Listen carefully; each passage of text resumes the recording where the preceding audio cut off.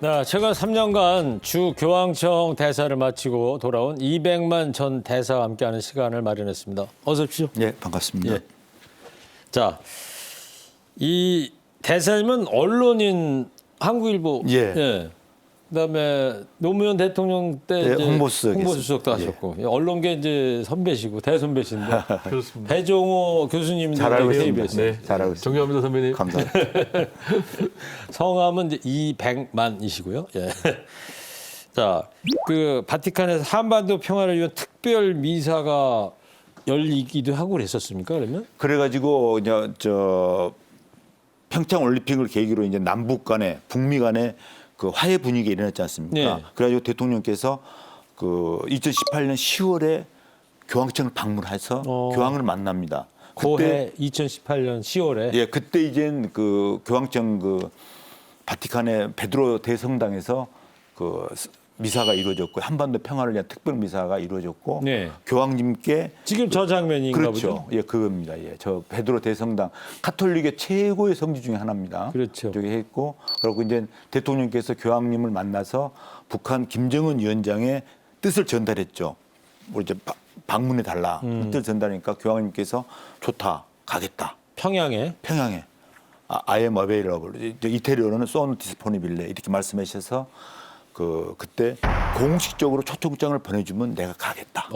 근데 프란치스코 교황이 예, 알다시피 그 교황님은 먼저 가겠다고 얘기 안 합니다. 그래서 이제 초청장이 지금 쌓여 있어요. 각 나라에서 초청해달라고 방문해달라고 그러는데 아마도 김정은 위원장이 공식 초청장을 보내면 제일 먼저 고려되지 않을까 하는 분위기로 교황님의 그 방북 의지는 강합니다. 그러면 대사님 제가 한번 물어보고 싶은 게 예. 문재인 대통령은 왜 교황을 평양으로 이렇게 초청을 하는 게 좋다는 생각을 왜 하시는 거예요? 그게 역사가 있습니다. 이게 교황이 갖는 외교적 위상이 중요하고 그리고 북한은 지금 다 알다시피 정상 국가로 발돋움하려고 하고 있습니다. 그러면 정상 국가로 발돋움하려면 국제사회에서 종교 개방이 필수적입니다. 네. 그러려면 교황이 가는 상징성이 굉장히 강하죠. 상징성. 그래서 그 김일성 주석도 그때 교황 방문을 추진하다가 백지화했고 아, 그랬습니까?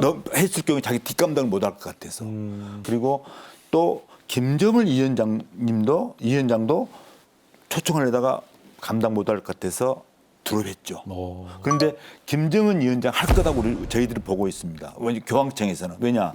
김정은 위원장은 청소년 시절을 스위스에서 보냈지 않습니까? 그랬죠. 그래서 유럽 문화에 익숙하고 가톨릭에 대한 이해가 높을 거다 해서 그리고 정상 국가로 발돋움하는데 교황의 방문은 굉장히 필수적이다. 이런 걸 알 거다 이거예요. 그래서 이제 북한 내부에서도 반대 의견이 있는 걸로 알고 있습니다만은 김정은 위원장은 그 외교적 그 관계가 좀 형성되면은 추진하지 않을까 했는데 그 하노이 노딜 이후로 지금 냉각돼 있는 상태입니다. 그렇군요. 그래서 제가 이제 그 떠나올 때 교황님을 만나서 그때 문재인 대통령한테 말씀하셨던 소노 디스포니빌레 초청장 오면 가겠다는 그 의지가 지금도 있느냐? 네. 당연히 있다. 아, 교황께서 그랬어요? 당연히 있다. 한 달 전 이임식 할 때 물어보니까 제가 그렇게 얘기를 했다. 다시 이제 확인했죠. 예. 그리고 또 더 나아가서 제가 그 남북한을 동시에 방문했으면 좋겠다. 평양 갔다가 서울 내려오시고 서울 갔다 평양 가든지. 예. 그래서 그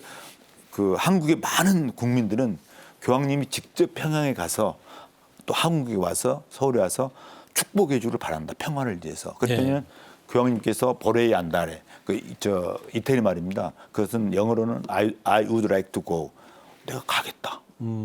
아주 적극적으로 주저함이 없이 말씀하시더라고요. 예, 그래서 지금 제가 그걸 확인하고 왔습니다. 아이고 예. 예. 그러면 대사님 생각에는 지금 남북 관계가 뭐 미국 선거도 있고 다 경색이 돼 있는데 예. 다시 화해 무드가 돌아온다면 조금 전에 얘기하셨던 교황님의 뭐 남북 동시 뭐 방문이라든가 예.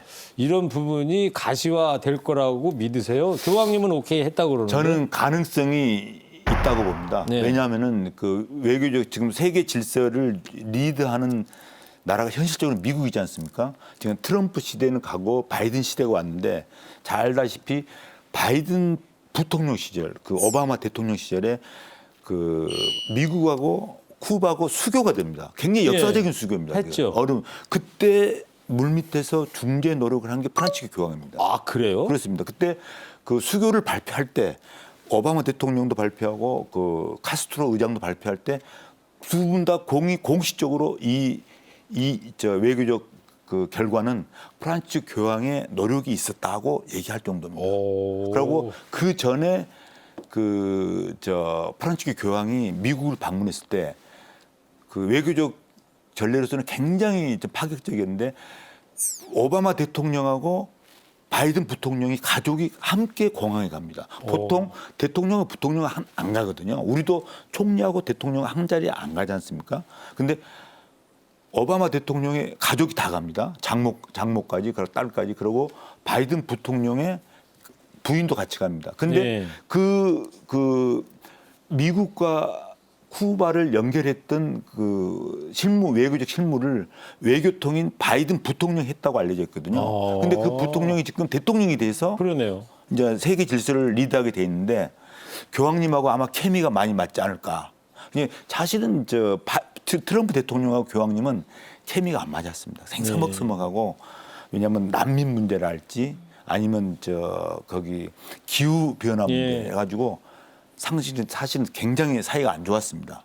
아무래도 그랬을 것 같아요. 프란치스코 교황이 보는 트럼프 대통령의 정책이라는 게. 예를 들면 파리 기후 협약에서 탈퇴했지 않습니까? 취임하자마자 탈퇴해버렸잖아요. 그렇죠. 근데 이제 바이든은 취임하자마자 복귀하겠다고 가입하겠다는 거고. 그리고 멕시코에다가 장벽을 쌓지 않습니까? 네. 난민 못 오게.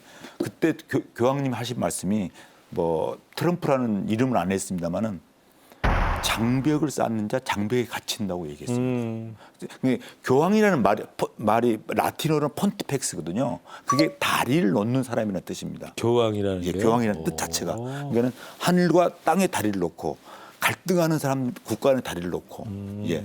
그런데 장벽을 쌓는 것은 교황으로서는 참 받아들이기 어려운데 장벽을 쌓아서 그렇게 했고. 그런데 거기에 비해서 바이든 대통령은 아마도 그 방향성이 교황과 같지 않을까.